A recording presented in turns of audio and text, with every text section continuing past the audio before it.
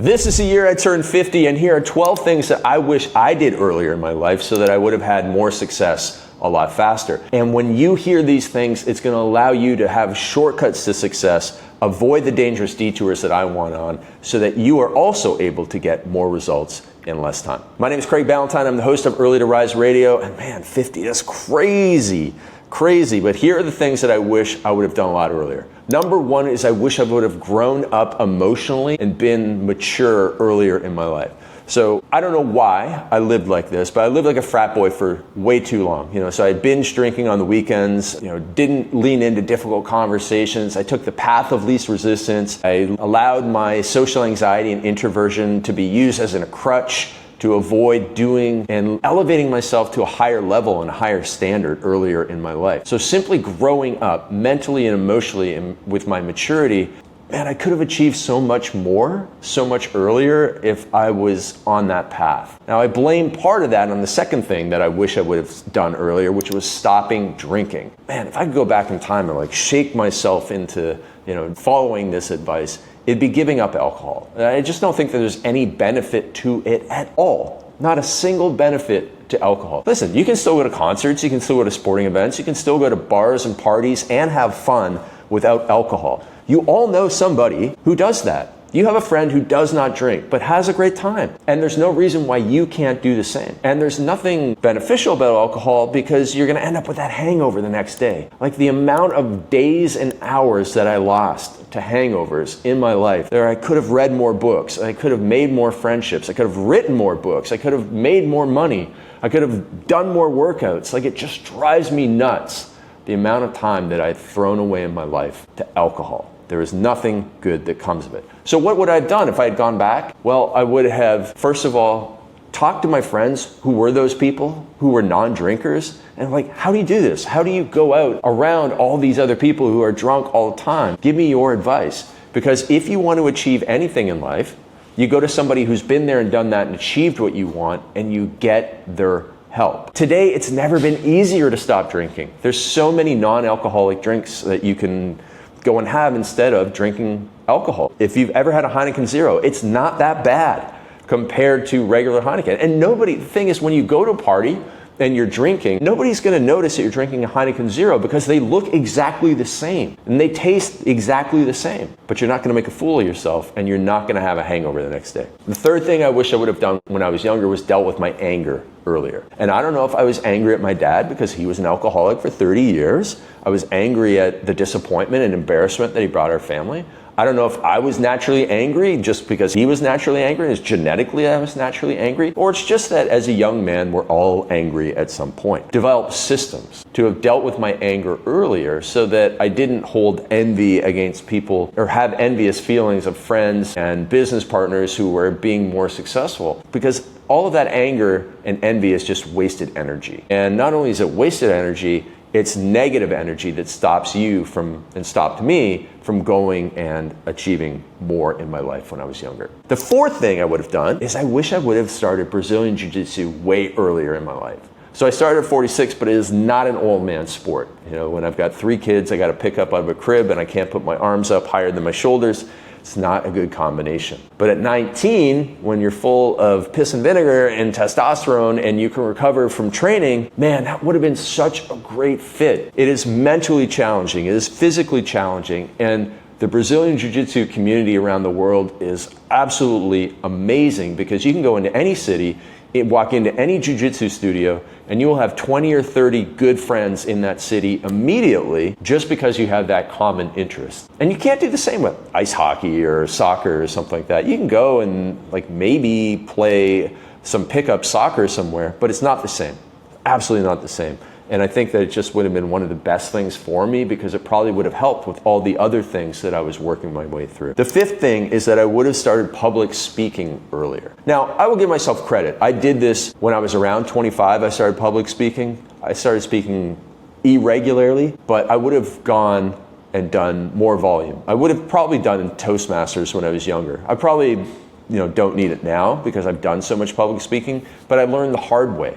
And having a mentor earlier for public speaking would have been very beneficial, because public speaking is like learning sales. It's something that you can go and it will translate into other areas of your life. To be a good public speaker, you need to have energy, you need to have focus, you need to have planning and preparation about what you want to say. You need to be able to organize your thoughts in a manner that make you efficient. And it is a really, truly valuable skill set that you can use, even if you're not an entrepreneur. You can use it at weddings, you can use it at family events. But learning how to do public speaking and realizing that there's nothing to be scared of in public speaking, because everybody out there, when you are doing a public speaking event, nobody goes to a public speaking event and sits there and goes, I hope this person's really bad. No, they all want you to be really good. And because you're even doing public speaking, they already think that you're really good, because they're sitting there thinking, I'm too scared, I would never do this. So they're already putting you up on a pedestal. So public speaking really is a shortcut to success. It really is, truly is a cheat code. The sixth thing that I wish I would have done earlier in my life is learned face-to-face, nose-to-nose, toes-to-toes sales, because this is the ultimate form of persuasion. So whether you're trying to get your 3-year-old to brush their teeth, you're trying to convince your wife to go to a different restaurant than the one that she wants to go to,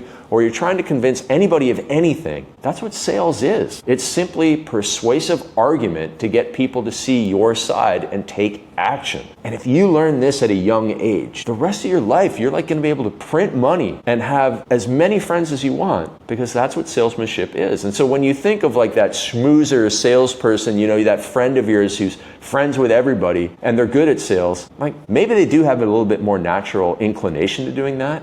But this is a learnable skill. Now, I know that if I actually was able to go back in time and meet my younger self, it would have been so hard to convince myself of doing this, because I would have hid behind my introverted tendencies. I would have said, no, I can't do this. I don't like talking to people. But none of that stuff served me. In fact, it worked against me for so long. And that's why when I see these young people out there today doing solar sales, which seems like absolutely terrifying and a horrible, horrible thing to do, but they're printing money because they're doing something that nobody else has the courage to do. And they've built up the skill set to do it. And man, if I was telling a young person to go and get a job today, that's the absolute best place for them to start. The seventh thing that I would have done earlier in my life is stopped watching pro sports. I remember the day when it all clicked for me. I was in Denver in a hotel room. It's probably about 10 years ago, maybe even a little bit longer, maybe it was my late 30s. And I walked into the room and I was already on the way out of sports, but I walked into the hotel room. For some reason, I turned on the TV that day. And the next thing you know, 2 hours in the blink of an eye went by, because the NFL is set up to mesmerize you with its slow talking and its replays of everything. And I felt so disgusted with myself for that 2 hours that I just wasted, when I knew I had a project for work. I had a big meeting the next day.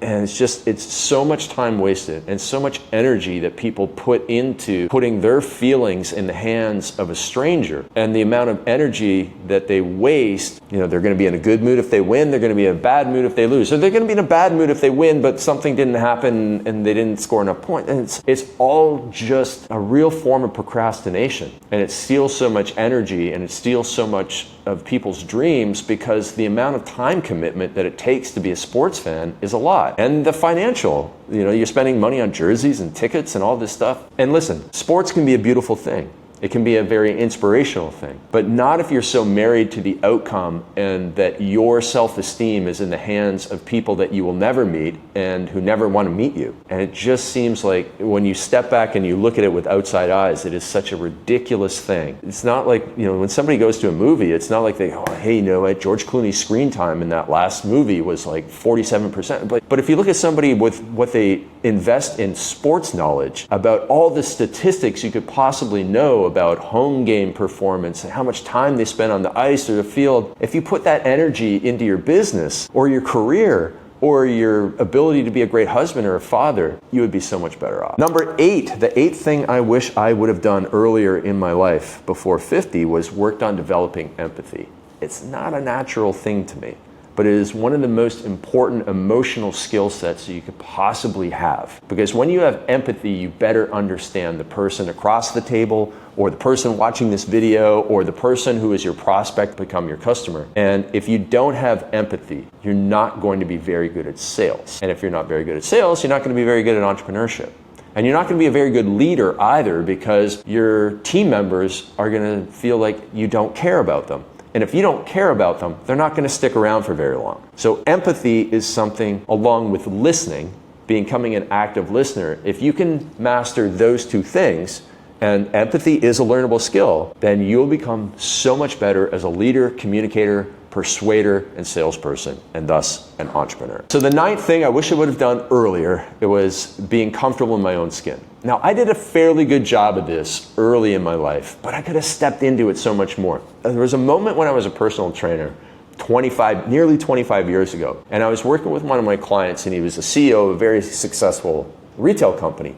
And he was talking about his brother, and his brother was a high-powered lawyer in the financial district of Toronto, where I lived. And 25 years ago, nobody biked. You know, it's like everybody bikes these days, even in big cities. But 25 years ago, this guy's brother, who was a high-paid financial lawyer, biked to work. He biked from this very successful area of Toronto into downtown, into the financial district. And people must have thought he was crazy. But the guy said to me, oh yeah, he's just really comfortable in his own skin. And when he said that to me, I knew that was something I aspired to be, because really, at the end of your life, if all you've done is tried to impress other people, you'll have a hollow life, you'll have a disappointed life, you'll never be able to always impress other people. Eventually, you have to get to the point where you're happy with yourself. And then when you're happy with yourself and you start going and living life according to you being comfortable in your own skin, it's this paradox where all of a sudden life becomes easier, you become more successful because you're becoming who you are. And I guess authentic is the buzzword that people use today.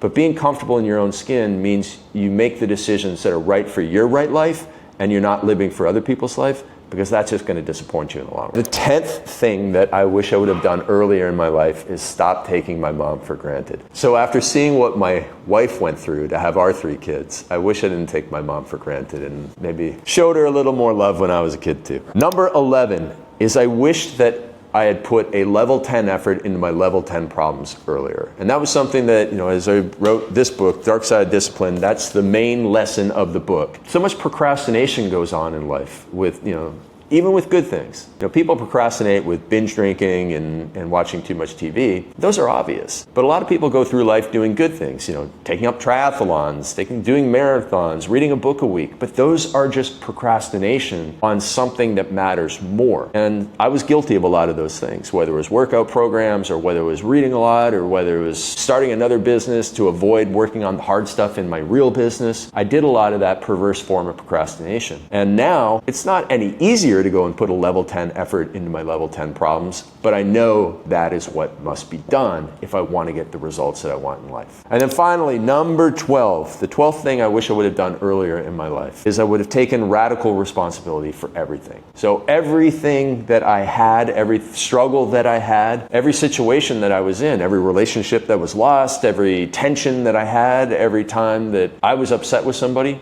it was all because of me. I really realized this with my sister, who I didn't have a great relationship with when I was younger, but now I realize it was all my fault. Nobody's perfect, but I could have done a lot more to improve the relationship and not blamed her for everything. And it's the same with any relationship that you're in. It's whether it's a business relationship, a partnership, with your team members, with your customers. If you take full responsibility, radical responsibility for the situation, you're going to solve that problem and fix that situation a lot faster than if you keep on blame game. So the 12 things I wish I would have done earlier. I wish I would have grown up more in my maturity faster. I wish I would have stopped drinking. I wish I would have dealt with my anger faster. I wish I would have started training Brazilian Jiu-Jitsu. I wish I would have started public speaking earlier. I wish I would have learned face-to-face sales earlier in my life. I wish I would have stopped watching pro sports a whole lot earlier. I wish I would have worked on developing my empathy. I wish I would have gotten comfortable in my own skin and lived that life that I should have been living. I wish I would have stopped taking my mom for granted, put a level 10 effort in my level 10 problems,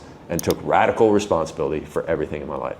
But you can do that. You can do that because you're probably younger than me, and even if you're not, you can still do it, because all of these are learnable skills. All of these are things that you can apply right now to push yourself outside of your comfort zone and have more success in life and have more fulfillment and have more freedom. And that is what I'm all about. This is Craig Ballantyne from Early to Rise Radio. One thing you need to do if you want to start putting a level 10 effort into your level 10 problems, go and get the new book, The Dark Side of Discipline. Just head over to Amazon, get your audiobook, ebook, hard copy, whatever you want to do, just go and get it on Amazon. And we'll see you in the next episode.